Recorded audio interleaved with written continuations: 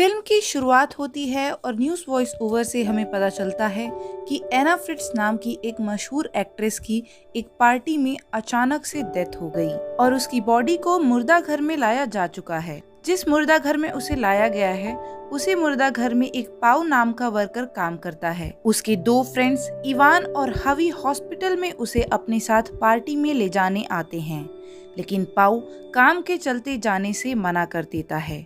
वो तीनों हॉस्पिटल के पीछे जाकर शराब पीने का डिसाइड करते हैं, जहां इवान पाउ से एना फ्रिट्ज की बॉडी को देखने को बोलता है। पाउ पहले तो हिचकिचाता है, लेकिन इवान के जोर देने पर वो उन्हें लेकर जाने लगता है। उनके दूसरे दोस्त हवी को ये सब बिल्कुल भी ठीक नहीं लगता और वो मना करता है, लेकिन उनके बार बार बोलने से वो भी मान जाता है। पाओ अपनी जॉब को रिस्क में डालकर दोनों को मॉर्चरी में ले जाता है और वो वहां जाकर एक डेड बॉडी के पास खड़ा हो जाता है, लेकिन जब वो उस पर से कपड़ा हटाता है तो उसमें एक बूढ़ी लेडी की लाश होती है, जिसे देखकर इवान और हवी काफी डर जाते हैं। दरअसल पाउ ने अपने दोस्तों के साथ ही एक छोटा सा प्रैंक किया होता है। फिर पाउ उनको रियल एना फ्रिट्ज की बॉडी के पास लेकर जाता है और उसके चेहरे से कपड़ा हटा देता है, लेकिन इवान उसका कपड़ा और नीचे करके उसके चेस्ट को टच करता है। हवी को ऐसा एक डेड बॉडी के साथ करना काफी ग्रॉस लगता है और वो उन दोनों को ये सब छोड़कर पार्टी में चलने को बोलता है, लेकिन इवान एना के साथ सेक्स करने को बोलता है क्योंकि वो बहुत बड़ी एक्ट्रेस थी, ऊपर से खूबसूरत भी, और इवान को इससे कोई फर्क नहीं पड़ता कि वो जिंदा है या मुर्दा। ये सुनकर हवी उसे ऐसा करने के लिए मना करता है। तभी पाउ उसे बताता है कि एक बार उसने भी एक जवान लड़की जिसकी उम्र लगभग 17 से 18 साल की थी, उसकी डेड बॉडी के साथ फिजिकल रिलेशन बनाए थे। फिर पाउ उस लड़की की फोटो इवान और हवी को दिखाता है। हवी को ये सब बहुत ज्यादा गलत लगता है।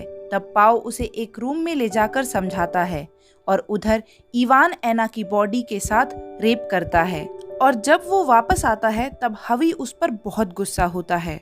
इवान उसे शांत कराता है और बोलता है कि एक बार पाउ अपना काम खत्म कर ले, फिर वो लोग पार्टी में चले जाएंगे। वहाँ पाउ एना के पास जाकर उसे टच करता है और उसे किस करके उसका रेप करना शुरू कर देता है। वो एना की डेड बॉडी को अब्यूज कर ही रहा होता है कि तभी अचानक से वो जिंदा हो जाती है। पहले तो इवान उसे नहीं देखता, लेकिन जैसे ही उसकी नजर पड़ती है वो डर कर नीचे गिर जाता है और अपने दोस्तों को बुलाता है और उन्हें बताता है कि एना जिंदा हो गई है। ये सुनकर इवान की तो सिट्टी पिट्टी गुल हो जाती है, लेकिन हवी एना को पानी पिलाता है और उसके बदन को कपड़े से ढकता है। तभी वहाँ एक दूसरा स्टाफ आने लगता है, जिसे देखकर इवान और पाउ पैनिक करने लगते हैं और एना को ढक कर छुप जाते हैं। वो स्टाफ बॉय बॉडी को रखकर चला जाता है। एना उसे बुलाने की कोशिश करती है, लेकिन हेडफोन लगे होने के चलते वो कुछ नहीं सुन पाता। स्टाफ बॉय के जाने के बाद पाउ और इवान हवी को समझाते हैं कि एना ने उन्हें उसका रेप करते हुए देख लिया है और अगर उसने ऐसा सबको बाहर जाकर बता दिया तो उन दोनों की लाइफ बर्बाद हो सकती है, और अगर उसने ये बाहर जाकर सबको बता दिया तो उन दोनों की लाइफ बर्बाद हो सकती है। इवान एना को मारने की बात करता है, जिसे सुनकर हवी बिल्कुल ही मना कर देता है और उसे बचाने के लिए मदद मांगने जाने लगता है, लेकिन जैसे ही वो गेट खोलने की कोशिश करता है गेट नहीं खुलता। दरअसल उस स्टाफ बॉय ने उसे बाहर से लॉक कर दिया था। हवी जोर से चिल्लाकर मदद मांगने लगता है। इवान उसे रोकने की कोशिश करता है और दोनों में झगड़ा हो जाता है, जिसमें इवान हवी को लगातार पीटने लगता है। पाव आकर इवान को रोक लेता है, लेकिन वो देखते हैं कि हवी के सर से बहुत खून निकल रहा है। वो लोग उसे बाहर ले जाने का सोचते हैं, लेकिन गेट बंद होने के चलते वो ऐसा नहीं कर पाते। फिर वो लोग हवी को एक रूम में रख देते हैं। पाव अपने कोवर्कर को कॉल करके बताता है कि वो मुर्दा घर में फंस गया है। वो लोग एना को भी रूम में ले जाते हैं और बाहर ब्लड क्लीन करने लगते हैं। पाव भी अपनी ड्रेस चेंज कर लेता है क्योंकि उसका कोवर्कर वहां आ गया था।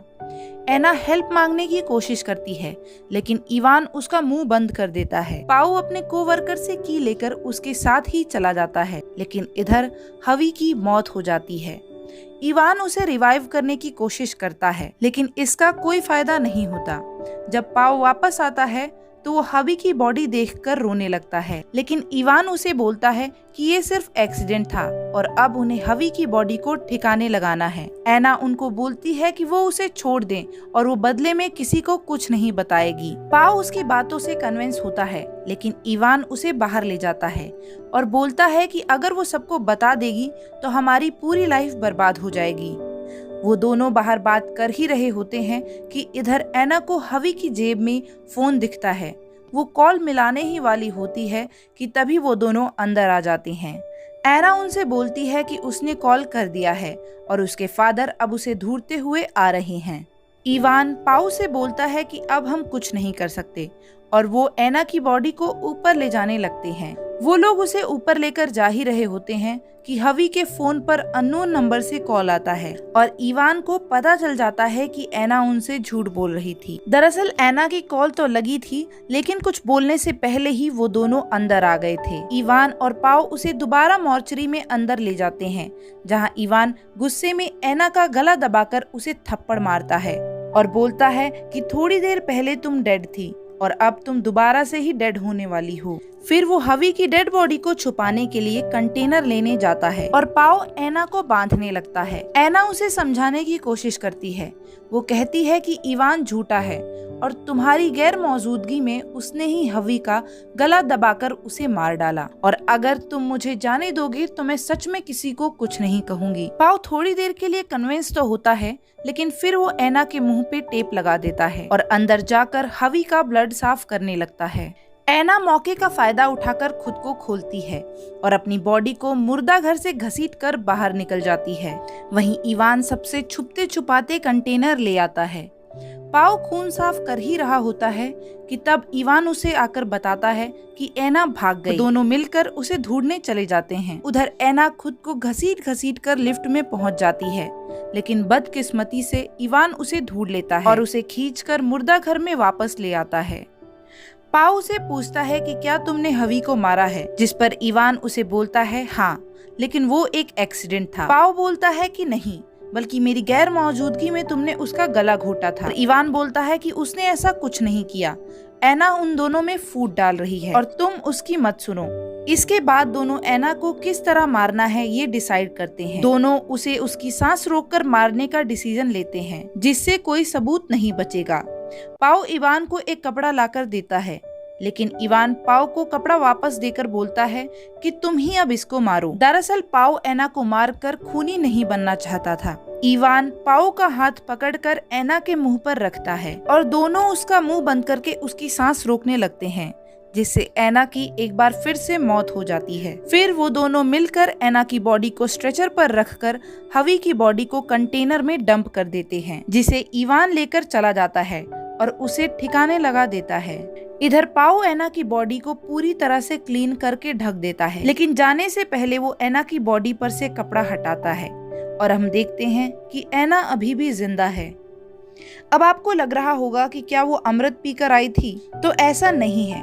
दरअसल जब वो और पाओ अकेले थे तब उन्होंने एक प्लान बना लिया था कि एना बाहर निकलने के बाद पाओ को बचा लेगी और सारा इल्जाम इवान पर डाल देगी। और जब वो दोनों मिलकर उसका गला दबा रहे थे तब दम घुटने से पहले ही एना ने मरने की एक्टिंग की थी। खैर, इवान हवी की बॉडी डंप करके आ जाता है और पाओ के साथ जाने लगता है, लेकिन वो नोटिस करता है कि उसका कार्ड मुर्दा घर में ही रह गया है।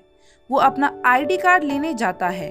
पाओ उसे रोकने की बहुत कोशिश करता है, लेकिन इवान उसकी एक नहीं सुनता और अंदर चला जाता है। वो देखता है कि एना जिंदा है। ये देखकर इवान गुस्से से पाओ का गला दबाने लगता है, लेकिन उसे हवी के दौरान की हुई मिस्टेक याद आती है और वो उसे छोड़ देता है। तभी एना पीछे से आकर कैंची से वार करती है और इवान वहीं मर जाता है। पाओ रोते हुए बोलता है कि उसे ऐसा नहीं करना चाहिए था। एना प्रसाद में उसे भी कैंची मार देती है और मूवी यहीं खत्म हो जाती है।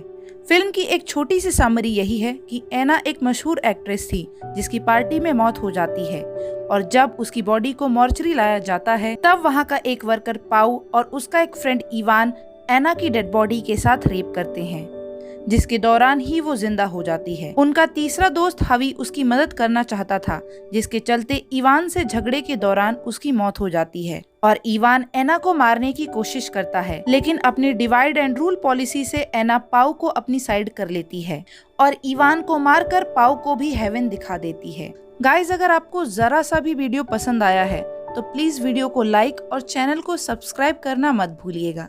Thank you.